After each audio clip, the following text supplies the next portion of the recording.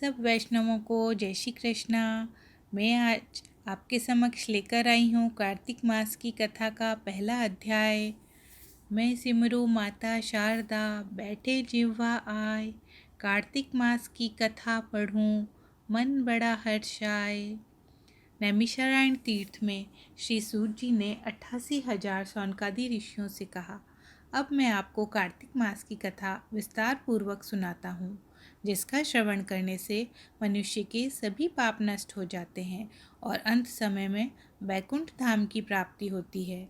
सूत जी ने कहा, श्री कृष्ण जी से अनुमति लेकर देवर्षि नारद जी के चले जाने के बाद सत्यभामा प्रसन्न होकर भगवान कृष्ण से बोली, हे प्रभु, मैं धन्य हुई, मेरा जन्म सफल हुआ।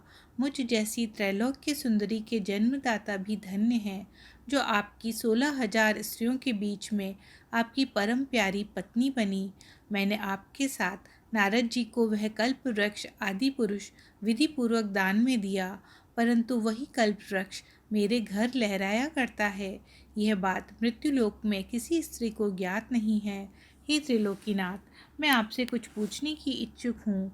आप मुझे अपना कार्तिक महात्म्य की कथा विस्तार पूर्वक सुनाइए, जिसको सुनकर मेरा हित हो और जिसके करने से कल्प पर्यंत भी आप मुझसे विमुख न हो। सूत जी आगे बोले, सत्यभामा के ऐसे वचन सुनकर श्री कृष्ण ने हंसते हुए सत्यभामा का हाथ पकड़ा और अपने सेवकों को वहीं रुकने के लिए कहकर विलास युक्त अपनी पत्नी को कल्प वृक्ष के नीचे ले गए। फिर हंसकर बोले, हे प्रिय, 16,000 रानियों में से तुम मुझे प्राणों के समान प्यारी हो। मैं तुम्हारे लिए इंद्र एवं देवताओं से विरोध किया था। हे कांते, जो बात तुमने मुझसे पूछी है उसे सुनो। एक दिन मैंने तुम्हारी इच्छा पूर्ति के लिए गरुड़ पर सवार होकर इंद्रलोक जाकर कल्प वृक्ष मांगा। इंद्र द्वारा मना किए जाने पर इंद्र और गरुड़ में घोर संग्राम हुआ और गोलोक में भी गरुड़ जी गोवों से युद्ध किया। गरुड़ की चोट से उनके कान एवं पूंछ कटकर गिरने लगे, जिससे 3 वस्तुएं उत्पन्न हुई। कान से तंबाकू, पूंछ से गोभी और रक्त से मेहंदी बनी।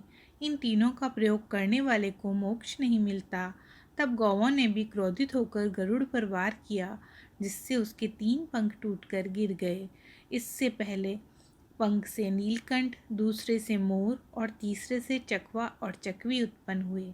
हे प्रिय, इन तीनों का दर्शन करने मात्र से ही शुभ फल प्राप्त हो जाता है।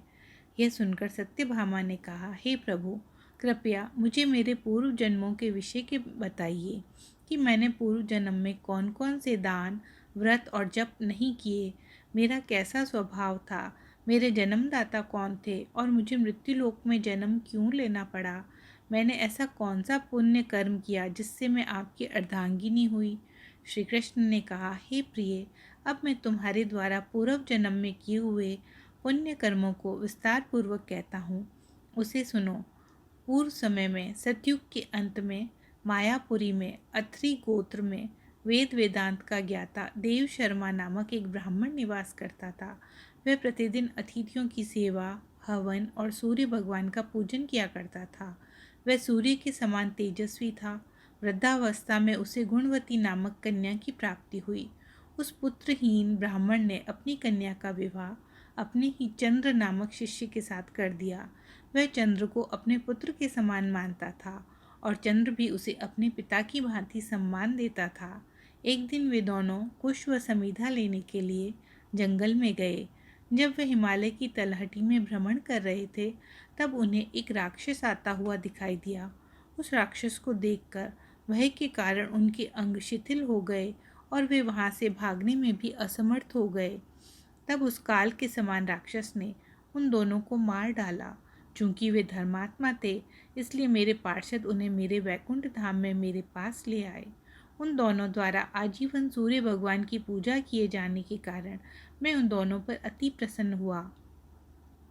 गणेश जी, शिव जी, सूर्य व देवी, इन सबकी पूजा करने वाले मनुष्य को स्वर्ग की प्राप्ति होती है। मैं एक होता हुआ भी काल और कर्मों के भेद से 5 प्रकार का होता हूँ। जैसे एक देवदत्त पिता, भ्राता आदि नामों से पुकारा जाता है। जब वे दोनों विमान पर आरूढ़ होकर सूर्य के समान तेजस्वी रूपवान चंदन की माला धारण किए हुए मेरे भवन आए तो वे दिव्य भोगों को भोगने लगे।